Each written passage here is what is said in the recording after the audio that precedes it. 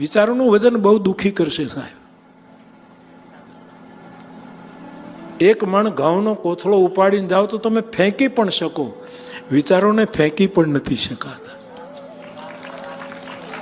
જૈન પર્યુષણ માળા મુંબઈમાં ચોપાટી ઉપર દર વર્ષે થાય છે. વર્ષો સુધી એમાં મારે જવાનું થયું અને ત્યારે મને એમ કહ્યું કે તમારે અપરિગ્રહ ઉપર બોલવાનું છે. જૈન પરંપરાનો અપરિગ્રહ એ બહુ મોટો શબ્દ છે.